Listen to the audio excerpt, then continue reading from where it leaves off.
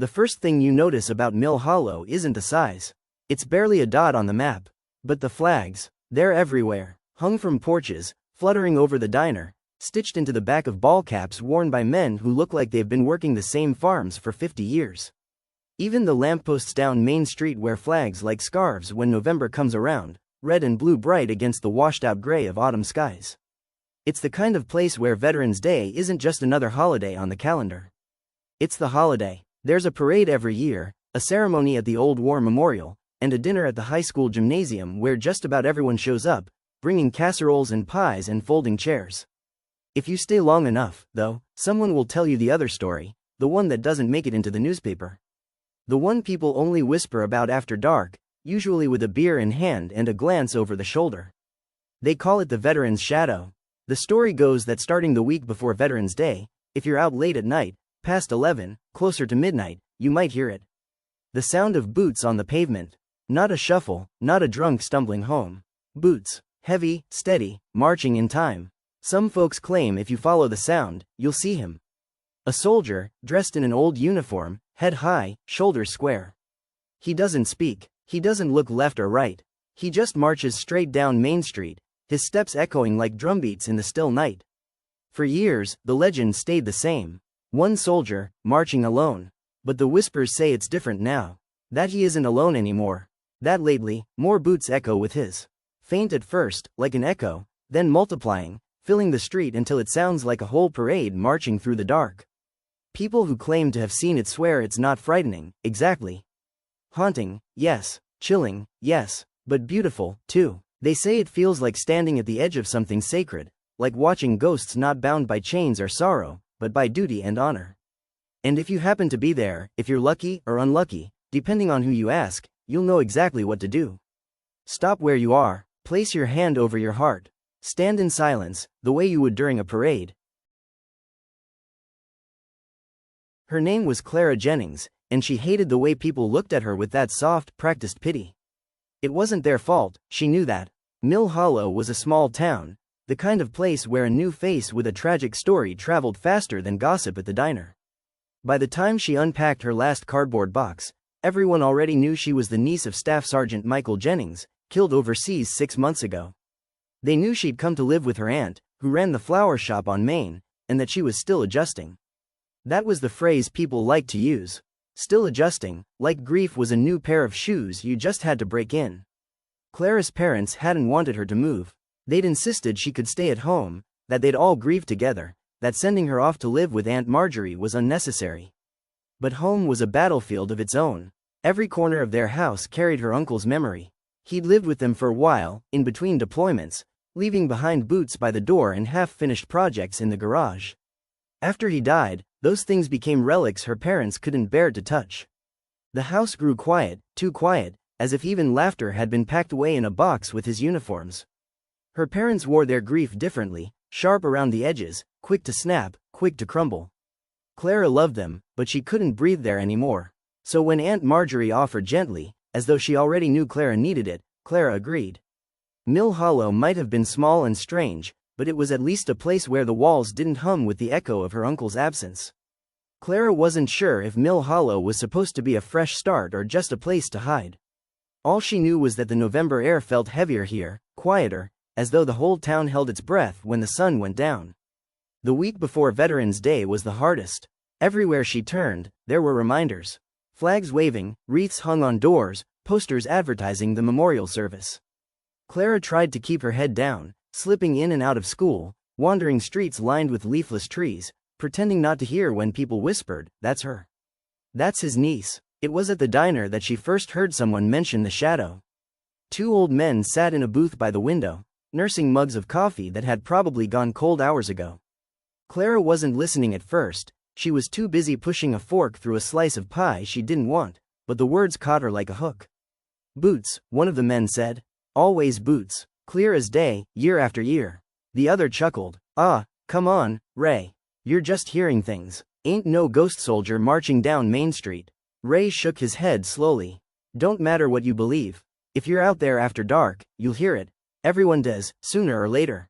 Clara's fork stopped moving. That night, when she walked home beneath the half-dead trees, she caught herself listening harder than usual. Every gust of wind against the pavement, every dry leaf scuttling across the street. It all made her think of footsteps. Heavy ones. Boots. She told herself she didn't believe in stories like that. And maybe she didn't, but the thing about grief is, it leaves you raw, open to things you never would have considered before. And for the first time in months, Clara felt something that wasn't just sadness. It was curiosity. Clara Jennings wasn't the type of girl who liked being noticed. Back home, she could disappear into the blur of her high school without anyone blinking. Here in Mill Hollow, though, being new meant being visible in a way she couldn't stand. People didn't just notice her, they studied her, like they were waiting to see how grief looked on her face. She lived with her Aunt Marjorie, who smelled perpetually of carnations and eucalyptus from the flower shop she ran on Main. Marjorie was kind in a brisk, practical way, always keeping busy with arrangements and deliveries, always making sure Clara ate something before she headed to school. She never said Michael's name, her younger brother, Clara's uncle, but Clara saw it in her face, in the way her hands sometimes froze in the middle of tying a ribbon. Mill Hollow High was different. Smaller, friendlier in theory, though friendliness could feel like suffocation. Teachers introduced her as our new student, students asked polite but shallow questions, and everyone seemed to already know her story. The one exception was a boy in her English class named Eli Weaver. Eli had the easygoing energy of someone who'd grown up in town and didn't feel the need to impress anyone.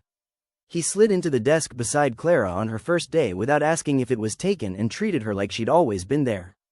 He didn't bring up her uncle. Didn't tiptoe around her. Instead, he asked normal questions. You like horror movies? Or, want to sit with us at lunch? He didn't treat her like she was made of glass. Clara wasn't sure if she liked him, but she appreciated not being treated like a walking wound. Evenings were the hardest. The flower shop closed at 6, and the house felt too quiet after. Clara would hole up in her room with books she couldn't focus on, or scroll endlessly through old photos on her phone. Her uncle's wide grin, his arms slung around her shoulders, the way he always managed to look proud of her even when she hadn't done anything worth being proud of. That's when the town's strangeness seeped in. Mill Hollow had a hush to it after dark, the kind of silence that made you notice things you'd normally ignore. The far-off bark of a dog, the creak of branches, the metallic rattle of a flagpole in the wind. And every night she walked home from the diner or the corner store, Clara found herself listening for something heavier. Something steadier. Boots. She told herself it was silly. Just small-town folklore, like Bloody Mary or vanishing hitchhikers. But the story had lodged in her, stubborn as a splinter. And the more she thought about it, the more she wondered if ghosts really did walk these streets in November. Would her uncle be among them? It was enough to make her want to find out. One night, just after 10, the streets were nearly empty as she walked home from the diner, a to-go cup of cocoa cooling in her hands. The air carried that late autumn bite, crisp enough to sting her nose, and leaves skittered across the cracked sidewalks like tiny animals. At first she thought it was her imagination, a steady rhythm beneath her own footsteps. She slowed, listened, nothing but the wind stirring the trees. Then it came again. Tap, tap, tap, boots on pavement, heavy, unhurried, deliberate, her breath caught. She turned, scanning the street behind her. Nothing but darkened storefronts and the lone street lamp buzzing overhead. Clara swallowed hard and told herself to keep moving. Probably someone else walking home. Nothing strange about that, except the steps didn't fade when she quickened her pace. They stayed steady, measured, like someone marching rather than walking. Tap, tap, tap. By the time she reached the corner of Main and Willow, her pulse was hammering louder than the footsteps. She glanced back one more time and froze. There, in the distance, beneath the flickering glow of another street lamp, was a figure. Tall, straight-backed, a cap perched low over his eyes. His outline shimmered faintly, as if heat rose from the asphalt around him, though the night was cold enough to see her breath. Clara blinked, and the figure seemed to blur, fading into shadow. The boots kept coming. Panic jolted through her, and she ducked behind a newspaper box, heart in her throat. She pressed her hand over her mouth, forcing herself to be still, to be silent. The rhythm grew louder, closer, until it filled her chest like a drumbeat. And then, just as suddenly, it stopped. The silence that followed was deeper than before, pressing against her ears. Clara risked a glance from her hiding spot, but the street was empty. No man, no shadow, no boots. Her legs felt like water as she hurried the rest of the way home, cocoa long since spilled, breath hitching with every step. When she finally collapsed onto her bed that night, one thought replayed over and over. The stories were real, and for reasons she couldn't explain, the thought didn't just scare her. It thrilled her. The flower shop always smelled faintly of earth, like damp soil after rain. Clara liked that. It was grounding. Every afternoon she'd come straight from school, dropping her backpack behind the counter and helping Aunt Marjorie trim stems or sweep petals from the floor. That Friday, Eli tagged along. He'd shown up at her locker with that lopsided grin of his and asked if she wanted company. Clara hadn't said yes exactly, but he followed her anyway, hands stuffed in his jacket pockets. Now he was leaning on the counter, watching Aunt Marjorie fuss over a bouquet of lilies, when Clara decided to speak. "I heard the boots," she said suddenly. The scissors in Marjorie's hand paused mid-snip. She looked up, her brow furrowed. "What boots?" Clara swallowed. "You know, the ones people talk about. The soldier, marching at night." Eli perked up instantly. "Oh, you mean the veteran's shadow." He said it like it was a game, like she'd just brought up the town's favorite ghost story. "Where'd you hear it?" Clara hesitated. "Tuesday night, walking home." The grin faded from Eli's face. He leaned forward, studying her. "No way, you actually saw him?" Clara nodded slowly. "I think so. He was blurry, like heat waves, but I definitely heard the steps." Marjorie set the scissors down carefully, her expression unreadable. "You should have come straight home," she said softly. Clara frowned. "So you believe it?" Her aunt didn't answer right away. She picked up a lily, trimmed the stem, and slipped it into the vase. "When I was your age, I heard it too. Just once. I was walking home from choir practice, and I thought it was my imagination. But then I saw him. Tall man, cap pulled low. Never looked at me, just kept marching. I ran home so fast, I thought my lungs would burst." Eli whistled. "You never told me that, Mrs. Jennings." "Some things you don't tell children," Marjorie replied evenly. Then, glancing at Clara, "It's not something to be afraid of. But it is something to respect." Clara tilted her head. "Respect? People say he's not a ghost, not really. More like a memory. A piece of every soldier this town has ever sent away. The boots remind us they're still with us, even if we can't see them." Marjorie's voice softened, a shadow crossing her face. "Some believe if you stand still, hand over your heart, he'll acknowledge you. Tip his hat. It's a sign of honor, not fear." Eli snorted. "Or it's just some guy with really good boots." Marjorie gave him a look sharp enough to wilt roses. Clara sat very still, her heart thudding. She wanted to tell them she thought of her uncle when she heard those boots, that for half a second, she'd let herself believe it might be him. But the words stuck in her throat. Instead, she asked, "Has anyone ever said what happens if you don't stop? Don't show respect?" Marjorie shook her head. "Not to my knowledge, but I wouldn't want to be the one to find out." Eli grinned again, though it didn't reach his eyes this time. "Guess that means we'll just have to test it, huh?" Clara looked at him, unsure if he was joking. And for the first time, she wasn't sure if she wanted to know the answer either. Clara hadn't wanted company. Not really, but Eli had a way of sticking to her plans like burrs on a sweater. By the time Friday night rolled around, he was already waiting outside the flower shop, flashlight in hand, grinning like they were about to sneak into a horror movie instead of chase a ghost through Mill Hollow's streets. "This is a terrible idea," Clara muttered, tugging her jacket tighter as they started down Main. "Correction," Eli said, "this is a fun idea. And besides, if it's real, I want to see it too. Can't let you hog all the ghost soldiers." The streets were quieter than usual, the air heavy with that November stillness that made sound carry. Their sneakers scuffed against the pavement, and every little noise felt magnified. The flutter of a flag, the groan of an old sign. They didn't have to wait long. At exactly 11:30, the first echo came. Tap, tap, tap. Clara stopped dead in her tracks. Eli froze beside her, his grin faltering. "Holy crap," he whispered. "That's not just in your head." The steps grew louder, deliberate, measured. From the corner of Willow and Main, the figure emerged, tall, straight-backed, cap shadowing his eyes. Clara's breath caught. It was the same man she'd seen before, shimmering faintly in the lamplight, as if his edges were made of smoke. Eli lifted his flashlight, but Clara swatted it down. "Don't," she hissed. They stood still as the figure marched past. Eli muttered under his breath, "This is insane," but Clara barely heard him. Because she heard something else. Soft, barely audible beneath the rhythm of boots, but clear enough to make her knees buckle. Clara, her name, her uncle's voice. Her heart slammed against her ribs. She spun, searching for him for a face she knew, for broad shoulders and the familiar tilt of his smile. But all she saw were shadows. The soldier kept marching, steady and silent, as though nothing had changed. Eli grabbed her arm. "You okay?" Clara's throat was tight. She wanted to say no, that she wasn't okay, that she'd just heard the impossible. But the words wouldn't come. Instead, she stood frozen as another sound joined the boots. Fainter, multiplying, like other footsteps falling into line. Eli's eyes went wide. There's more of them, and sure enough, behind the first soldier, shapes began to form. Blurry at first, like mist twisting itself into people. Helmets, caps, uniforms from different eras. Dozens of them, marching in silence, boots striking the pavement in unison. Clara's chest ached. Her uncle's voice still echoed in her ears, and for a fleeting second, she imagined she saw him in the crowd, just a flash of his face, gone as quickly as it came. Her hand lifted on instinct, pressing over her heart. The lead soldier tipped his cap. And then, as suddenly as they had appeared, the figures dissolved into the night. The boots faded into silence.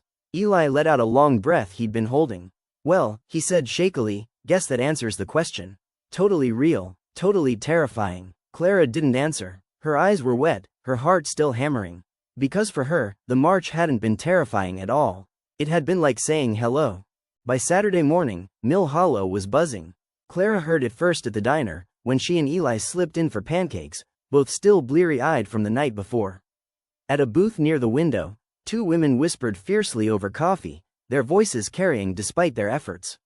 "My neighbor swears she saw two of them this time. Not just the shadow, but another one right behind him." "Two? Honey, my cousin said it sounded like a whole platoon marching past her house last night." Eli shot Clara a look, eyebrows raised. She kept her head down, stabbing her pancake with a fork. By the time they made it to the flower shop, Aunt Marjorie had already heard the talk. She was sorting vases behind the counter, her lips pressed tight. "So it's true," she said without looking at them. Clara froze. "What do you mean?" "The march is growing." Marjorie set down a vase with a thud. "Every year, more people whisper about extra footsteps. More shadows. This town doesn't like to admit it, but we all know something's changing." Eli leaned on the counter, trying to mask his unease with a grin. "Maybe they're just recruiting?" Marjorie gave him that look again, the one that made Eli straighten and suddenly find a display of carnations very interesting. Clara's chest tightened. "Why now, though? Why this year?" Marjorie sighed, finally meeting her eyes. "I don't know, but I do know this, whatever you heard, whatever you saw, it's not a trick. It's a reminder." "Of what?" Clara asked. Marjorie's gaze softened, though her voice was firm. "That the past isn't gone. That those who served aren't forgotten. Sometimes, Clara, the dead have to walk among us just to remind the living what they left behind." Clara swallowed hard, the memory of her uncle's voice whispering her name flooding back. Later that afternoon, Clara noticed something she hadn't before. As she walked down Main Street, she passed a pair of kids, little boys no older than 8. They were playing soldier, marching stiff-legged down the sidewalk, one of them tapping a stick against the pavement in a rhythm that made her heart skip. Their grandmother called them back sharply, voice thick with fear. And in that moment, Clara realized the march wasn't just her story. It belonged to the whole town. Everyone knew it, everyone felt it, and this year, for reasons no one could explain, the shadow wasn't alone anymore. Sunday morning dawned bright and sharp, sunlight slanting through the brittle November air. Mill Hollow came alive earlier than usual, streets blocked off, folding chairs lined up along Main. Clara had never seen the town so awake. The Veterans Day Parade was a mixture of flashy and respectful. Floats decorated with flags, local marching bands playing patriotic songs, old trucks carrying men and women in uniform, some still young and straight-backed, others bent with age, faces hidden under wide-brimmed caps. Kids waved paper flags, adults clapped, and the church bells chimed slow and solemn. Clara stood with Aunt Marjorie near the corner where the parade turned toward the memorial square. Eli found them, sliding into the crowd with a sheepish grin. "Sorry, Grandma made me put on a tie," he muttered, tugging at his collar. As the trucks rolled past, Clara felt something stir in her chest. It wasn't sadness exactly, though her throat tightened when she saw a boy not much older than herself sitting tall in dress blues. It was pride, pain, a strange mixture that made her palms tingle. The parade ended at the War Memorial, where the whole town gathered for a short service. Names were read, too many names, and flowers laid. Clara's uncle's name was there, etched in stone. Her fingers brushed the cold granite, tracing each letter like a prayer. Around her, conversation sparked as the crowd lingered. She overheard pieces of them, drifting on the breeze. My father swore he heard it the year he came home from Vietnam. Said it was the proudest and scariest thing he'd ever felt. Back in '68, my grandma claimed the shadow stopped right in front of her porch. Took his hat off, just like in a parade. She said it meant good luck. You remember old Mr. Callahan? He used to say the march got louder every time the country went to war. Like the shadow was gathering his men. Clara's head swiveled, catching fragments, weaving them into a larger picture. This wasn't just a ghost story. It was a living tradition, part of the town's fabric. People feared it, respected it, passed it down like scripture. When the crowd began to thin, Clara stayed by the memorial. She didn't notice Aunt Marjorie drifting off to talk with another florist, or Eli kicking at leaves nearby. Her hand rested against her uncle's name, her mind replaying the whisper she'd heard, his voice calling hers. She didn't know if she was ready for more, but she knew she couldn't stay away. Because the daytime parade wasn't enough. She needed to see the one that came after dark. Clara waited until the house was quiet. Aunt Marjorie had gone to bed early, tired from the day's parade and the rush of customers buying flowers for the memorial. The house was still except for the old clock in the hallway, ticking like a heartbeat. Clara sat on her bed, shoes already laced, jacket zipped. She told herself not to do it, that sneaking out was stupid, but her uncle's name burned in her thoughts. And worse, his voice. She'd heard him, she knew it. At 11:15, she slipped out the back door. The cold air rushed her face, sharp and clean. She shoved her hands in her pockets and walked fast toward Main Street. She wasn't halfway there when a voice hissed from the shadows. Took you long enough. Clara nearly jumped out of her skin. Eli, what are you doing here? He stepped out from behind a tree, grinning like a fox caught raiding the henhouse. Please, like I was just gonna let you wander into Ghost Town alone? Clara groaned. You are unbelievable. You're welcome. They bickered all the way down Main, but as the clock tower struck 11:30, the noise of their voices felt suddenly out of place. The night was too still, too expectant. Then came the sound. Tap, tap, tap. The boots. Clara froze, breath caught in her throat. Beside her, Eli swallowed hard. Here we go. The soldier appeared from the corner again, crisp and steady, eyes shadowed beneath his cap. But this time, Clara didn't just see him. She felt him, her chest ached, and she heard it again, her name, whispered low, almost swallowed by the march. Clara, she stumbled forward, heart racing. Uncle James? Eli grabbed her sleeve. Clara, wait, but already the street was filling. One soldier became 2, then 10, then dozens. Men and women in uniforms from every war the town had ever seen, marching in perfect rhythm. Their faces were blurred, indistinct, yet somehow familiar. Clara's breath hitched, because among the haze, she thought she saw him. Her uncle, his walk, his shape. The march stretched down Main, a silent, spectral parade. No brass bands, no cheers, just the steady rhythm of boots echoing through the night. Clara's hand lifted over her heart again without thinking. Eli followed suit, his face pale. And as they stood there, still and reverent, the lead soldier slowed. Just slightly, enough to tilt his head toward Clara and Eli. Enough to tip his cap in a gesture as old as respect itself. The soldiers marched on, past the flower shop, past the diner, into the dark. Clara's eyes blurred, her chest was tight, but it wasn't grief anymore. It was something deeper. It was belonging. By Monday morning, the town was humming with stories again. Clara overheard them in the flower shop, in the diner, even in line at the post office.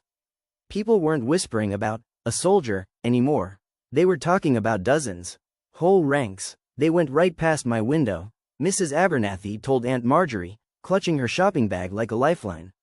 I swear, I saw my brother among them. Clear as day. Others said they'd heard the boots, though they'd been too afraid to look. Still others claimed they'd stood at attention, hands on hearts, and received a solemn nod in return. Mill Hollow was buzzing with awe and fear. Clara couldn't keep it to herself anymore.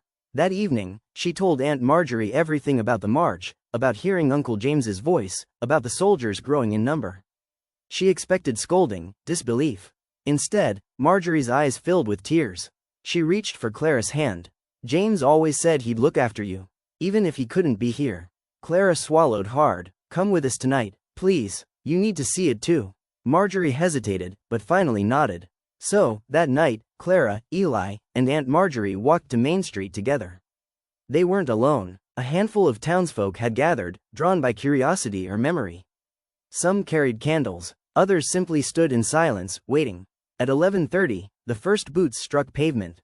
Tap, tap, tap. The crowd stiffened, murmurs hushed, and then the march began, soldiers materializing in ranks, uniforms from every decade, their steps perfectly measured. The spectral parade filled the street, stretching farther than Clara could see. Gasps rippled through the onlookers. A woman pressed her hands to her mouth. A man saluted, tears streaming down his face. Clara's pulse thundered, her eyes scanned the crowd of ghosts, searching. And then, there, her uncle. He was clearer this time, more solid than before. His face came into focus, jaw set, eyes steady. He was marching in perfect rhythm, but as he drew even with her, something shifted. He broke formation. The townsfolk gasped as he stepped out of line, boots echoing louder than the rest. He stopped directly in front of Clara, Marjorie, and Eli. For a moment, the world held its breath. "Clara," he said, voice low but clear, carrying across the silence. Her throat tightened. "Uncle James." His eyes softened. "You've been hearing us, feeling us. That's because you're listening. Most don't. They forget." Clara blinked back tears. "Why are there so many of you this year? Why now?" He glanced back at the ranks of soldiers, then returned his gaze to her. "Because remembrance fades. Too many forget the cost. Too many think sacrifice is a story, not a truth. We march so they'll remember. And this year, we need to be heard." Marjorie choked back a sob. Eli stood frozen, wide-eyed, for once without a joke. Clara lifted a trembling hand, pressing it over her heart. "I'll remember. I promise." Her uncle's face softened. He tipped his cap. Then, with a sharp turn, he stepped back into formation. The march continued, endless ranks passing by, until the last shadow melted into the night. No one moved. The town stood in reverent silence, hearts pounding in unison with the echoes that lingered long after the boots were gone. Morning light felt strange after a night like that. Clara woke late, the memory of boots still pounding in her chest. Her uncle's face, his voice, his words, it all replayed in her head like a song she couldn't shake. "We march so they'll remember." At the flower shop, the talk was relentless. Customers came in for bouquets, but they left with whispers of the march. "I saw my grandfather among them, I swear I did. They say a soldier spoke last night, actually spoke. My boy asked why they don't smile. I told him it's because they're still waiting for us to understand." Aunt Marjorie said little, but her eyes looked brighter, clearer. She carried herself like a woman who had received a message long overdue. Eli, of course, couldn't stop talking. "Did you see the way he broke formation? Like, zero hesitation. Boom, straight toward you. That was insane. Totally movie-level stuff. You're, like, the ghost whisperer of Mill Hollow now." Clara rolled her eyes, but secretly, his chatter steadied her. Still, she felt heavy. Not in a bad way, but in the way that comes from carrying something important. She sat at the memorial again that afternoon, fingers tracing her uncle's name, and wondered if she could ever live up to the promise she'd made. By dusk, the whole town was restless. Word had spread far and fast. People lingered on porches, gathered in groups on street corners, candles and lanterns in hand. Mill Hollow wasn't just waiting for a legend anymore. It was waiting for a revelation. The night was alive before it even began. Every porch light in Mill Hollow burned. Candles flickered in windows, lanterns swung from children's hands. The entire town seemed to spill onto Main Street, buzzing with anticipation and reverence. Even the church bells rang, not the usual solemn peals, but a slow, steady rhythm that matched the heartbeat of waiting. Clara stood with Aunt Marjorie and Eli near the memorial. For once, Eli wasn't joking. His eyes darted around the crowd, wide and electric. "The whole town showed up," he whispered. "It's like we're waiting for a parade we're not on the guest list for." At 11:30, the sound came. Tap, tap, tap. A hush fell over the crowd. From the corner of Main and Willow, the soldiers emerged. Not a handful, not dozens, but hundreds. Uniforms spanning centuries, each step in unison. Their presence was undeniable, solid yet spectral, filling the street like a tide of memory. Gasps rippled as faces sharpened. The hazy blurs were gone. Now they were distinct, features clear, eyes solemn. Mothers saw sons, wives saw husbands, children saw fathers and grandfathers. The living recognized the dead. The march slowed as it reached the memorial square. Then, something extraordinary happened. The lead soldier raised his hand. The entire formation stopped as one. Silence. Then, with perfect precision, every soldier turned toward the living and saluted. The crowd erupted into sobs, gasps, prayers whispered into the cold night air. Hands flew to hearts. Veterans in the crowd snapped to attention, tears streaming unchecked. Children mimicked the gesture with wide eyes, sensing the weight of it. Clara's heart pounded. Among the ranks, she found him, her uncle. His eyes locked with hers, steady, proud. He broke formation once more, stepping toward her, though this time, he wasn't just addressing Clara. His voice carried, clear as a bell. "We march so you'll remember. And now, you do." The veil between living and dead shimmered. For a heartbeat, Clara swore she felt warmth brush her hand, as though her uncle's palm had rested there. Around her, others gasped, someone cried out a name, another laughed through tears, a third whispered, I feel her here." The extraordinary wasn't just sight. It was touch, presence, connection. The soldiers stood one last moment, saluting, before the lead figure gave a final nod. Then, as though dissolving into the starlight, they turned. The march resumed, boots echoing softer now, fading into the distance until Main Street was empty once more. Silence hung heavy, holy. And then, one by one, the townsfolk lit their candles higher. Not in mourning, but in honor. For the first time in Mill Hollow's history, the living had joined the parade, not with boots on pavement, but with flames in the dark. Clara felt her uncle's whisper, soft as breath in her ear. "I'll always be marching with you." The next morning, Mill Hollow felt different. It wasn't just the chatter, though everyone had a story to tell about the night before.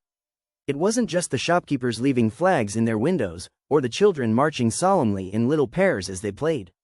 It was something deeper, stitched into the town itself. For once, no one called it superstition. No one whispered. They spoke openly, reverently, as though what they'd seen was sacred. At the flower shop, Aunt Marjorie arranged a display of red, white, and blue carnations in the window. "This isn't just for this week anymore," she told Clara. "It's for every day." That evening, the town council held a meeting in the church hall. For the first time, the march wasn't just a legend, it was a tradition they intended to honor. Plans began. Candles for every porch, a moment of silence when the boots began, a vigil at the memorial. "We can't march with them," one veteran said, voice thick with emotion. "But we can stand for them." Clara sat quietly in the back, Eli fidgeting beside her, Aunt Marjorie dabbing her eyes. She felt the weight of her uncle's promise in her chest. "I'll always be marching with you." When the meeting ended, Clara stepped outside into the crisp November night. She glanced down Main Street, half expecting to hear the boots again. But the street was quiet, still. And yet, she didn't feel alone. Not anymore. Eli nudged her shoulder. "So," he said, trying for casual, though his voice cracked a little. "Guess we'll be doing this again next year, huh?" Clara smiled softly, eyes shining. "Yeah, next year and every year after." The town had been reminded. And Clara knew she would never forget. If you enjoyed The Veteran's Shadow, please like and share this story so others can remember it too. And if you're new here, subscribe for more ghost stories, legends, and folklore that linger in the shadows. Until next time, keep listening. You never know who might be marching beside you.